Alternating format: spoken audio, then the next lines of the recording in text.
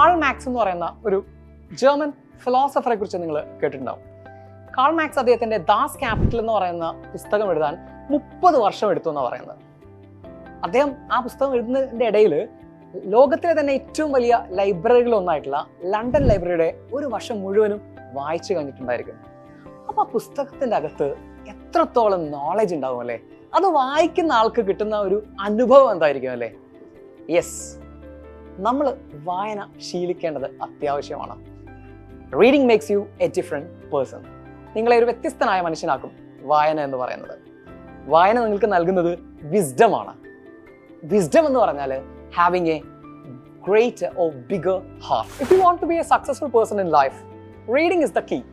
നിങ്ങൾക്ക് ജീവിതത്തിൽ വിജയിക്കാൻ ആഗ്രഹിക്കുന്ന ആളാണെങ്കിൽ നമ്മുടെ നട്ടെല്ലാണ് വായന എന്ന് പറയുന്നത്. പലപ്പോഴും നമ്മൾ ക്ലാസ് റൂമുകളിലൊക്കെ കുട്ടികളുടെ ആരാവാനാണ് നിങ്ങൾക്ക് ആഗ്രഹം എന്ന് ചോദിക്കുമ്പോൾ അവിടെ ഡോക്ടേഴ്സ് ഉണ്ടാവാറുണ്ട്, സയന്റിസ്റ്റുകൾ ഉണ്ടാവാറുണ്ട്, എഞ്ചിനീയേഴ്സ് ഉണ്ടാവാറുണ്ട് അല്ലേ? പക്ഷെ എഴുതാനുള്ള കഴിവുകൾ ഉണ്ടായാൽ പോലും ഒരു എഴുത്തുകാരനാവണം അല്ലെങ്കിൽ ഒരു സക്സസ്ഫുൾ റൈറ്റർ ആവണം എന്ന് പറയാറില്ല കുട്ടികൾ, അല്ലെങ്കിൽ അതിനുള്ള ധൈര്യം കാണിക്കാറില്ല. ചിലപ്പോൾ നമ്മൾ സക്സസ്ഫുൾ ആവോ എന്നുള്ളൊരു ഭയം കൊണ്ടായിരിക്കാം അത് പറയാത്തത്. നിങ്ങൾക്ക് ഒരാളെ ഞാൻ പരിചയപ്പെടുത്താം. JK റൗളിംഗ് എന്ന് പറയുന്ന ഒരാളെ കുറിച്ച് നിങ്ങൾ ചിലപ്പോൾ കേട്ടിട്ടുണ്ടായിരിക്കും.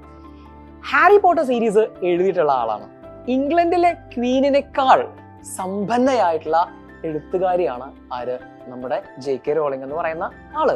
എന്ന് വെച്ചാൽ ദ വേൾഡ്സ് റിച്ചസ്റ്റ് റൈറ്റർ ആണ് ഈ പറയുന്ന JK റൗളിംഗ്. സോ ഇതൊരു കരിയർ ആയിട്ട് നമുക്ക് കൊണ്ടുപോകുന്ന സാധനമാണ് ഏത്? എഴുത്തെന്ന് പറയുന്നത്. അവർ പറഞ്ഞിട്ടുണ്ട് ഒരിക്കലും, if you do not like to read, you haven't found the right book. നിങ്ങൾ ശരിയായ വായന തുടങ്ങിയിട്ടില്ല എന്നാണെങ്കിൽ നിങ്ങൾ അതിൻ്റെ അർത്ഥം ശരിയായ പുസ്തകം നിങ്ങൾ കണ്ടെത്തിയിട്ടില്ല എന്നാണ്. അപ്പോൾ എങ്ങനെയാണ് നമ്മൾ വായിച്ച് തുടങ്ങേണ്ടത്? യെസ്, ഒരു തുടക്കക്കാരനെ സംബന്ധിച്ചിടത്തോളം ഏറ്റവും അത്യാവശ്യം അവനൊരു ഇഷ്ടമുണ്ടാക്കി കൊണ്ടുവരിക എന്നുള്ളതാണ്. വായനയോട് ഒരു താല്പര്യം ഉണ്ടാക്കി കൊണ്ടുവരിക എന്നുള്ളതാണ്. അപ്പൊ അതിന് ഏറ്റവും വലിയൊരു നോവലൊന്നും വായിച്ചാൽ നമുക്ക് മടുപ്പ് വരും. നമുക്ക് അതിനോടുള്ളൊരു ഇഷ്ടം തുടങ്ങണമെങ്കിൽ നിങ്ങൾക്ക് ഏറ്റവും നല്ലത് ഷോർട്ട് സ്റ്റോറീസ് ആണ്. നമുക്ക് ഒരുപാട് ഷോർട്ട് സ്റ്റോറീസ് ഉണ്ട്, ഇൻട്രസ്റ്റിംഗ് ആയിട്ടുള്ള ഷോർട്ട് സ്റ്റോറീസ് ഉണ്ട്.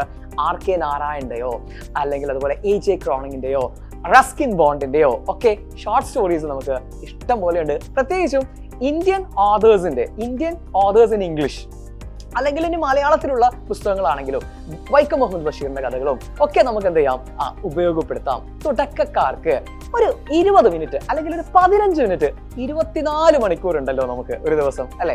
അതിനകത്ത് ഞാൻ നിങ്ങളോട് വെറും 15 മിനിറ്റ് ആദ്യം എന്തിനു ഉപയോഗിക്കാൻ പറയുന്നു? ഒന്ന് വായിച്ചു തുടങ്ങാൻ വേണ്ടി പറയുന്നു. ഓക്കെ, അത് നിങ്ങൾക്കൊരു ഇൻവെസ്റ്റ്മെന്റ് ആയിരിക്കും ആ സമയം എന്ന് പറയുന്നത്. അങ്ങനെ ഒരു ചെറുകഥ നമ്മൾ വായിച്ച് തുടങ്ങുക.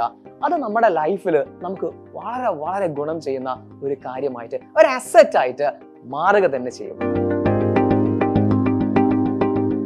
ഹോവേർഡ് സ്റ്റീഫൻ ബർഗ് എന്ന് പറയുന്ന ഒരു അമേരിക്കക്കാരനായിട്ടുള്ള ഒരു മനുഷ്യനുണ്ട്. ഇയാളാണ് ലോകത്തിലെ ഏറ്റവും വേഗതയേറിയ വായനക്കാരൻ. ഏകദേശം 2500 വേർഡ്സ് അദ്ദേഹം ഒരു മിനിറ്റിനകത്ത് വായിച്ചെടുക്കുമെന്നാണ് പറയുന്നത്. ഓക്കെ, ഇതുപോലെ മറ്റൊരു ഇന്ത്യക്കാരനായിട്ടുള്ള ഒരു വ്യക്തി ഉണ്ടായിരുന്നു. സ്വാമി വിവേകാനന്ദനാണ് അദ്ദേഹത്തിന്റെ പേര്. അദ്ദേഹം ഒരു എക്സെപ്ഷണൽ റീഡർ ആയിരുന്നു.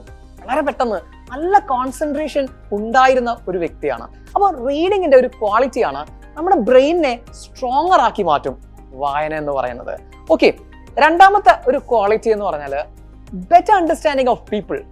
ആളുകളെ കുറച്ചുകൂടെ നന്നായി മനസ്സിലാക്കാൻ നമുക്ക് സാധിക്കും. കാരണം നമ്മൾ പുസ്തകങ്ങളിലൂടെ ഒരുപാട് കഥാപാത്രങ്ങളെ കണ്ടുകിട്ടുന്നു അല്ലെ? അവരെയൊക്കെ നമ്മൾ ജീവിതത്തിൽ ഇനി കണ്ടുകിട്ടുന്ന സമയത്ത് നമുക്ക് ആളുകളെ ഒന്നുകൂടെ നന്നായി മനസ്സിലാക്കാനും ഒന്നുകൂടെ അവരോട് നന്നായി പെരുമാറാനും ഒക്കെ നമുക്ക് സഹായകരമാകും.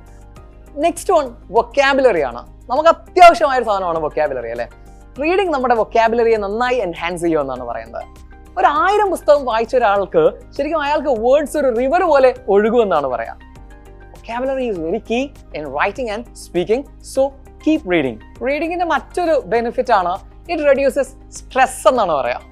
It is like a yoga. നമ്മളൊരു യോഗ ചെയ്യുന്നത് പോലെ തന്നെ it is kind of meditation with your eyes are open. ഒരു മെഡിറ്റേഷൻ പോലെയാണ് with your eyes are open. കണ്ണ് തുറന്നുകൊണ്ടുള്ള ഒരു മെഡിറ്റേഷൻ ആണ്. അവിടെ മൈൻഡും നമ്മുടെ ബ്രെയിനും ഒക്കെ ഇൻവോൾവ് ആവുന്നുണ്ട്. സോ ഇന്ന് തന്നെ നമ്മൾ എല്ലാവരും ഒന്ന് എന്ത് ചെയ്ത് നോക്കുക, വായിച്ചു തുടങ്ങുക.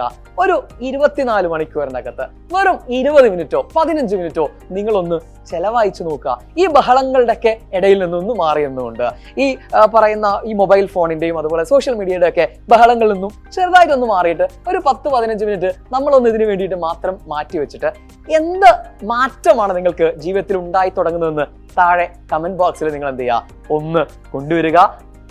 റീഡിങ്ങിന്റെ ഇമ്പോർട്ടൻസും അതുപോലെ തന്നെ നമ്മൾ ഇനിയും പരിചയപ്പെടേണ്ട പുസ്തകങ്ങളുമായിട്ട് നെക്സ്റ്റ് വീഡിയോയിൽ നമുക്ക് കാണാം.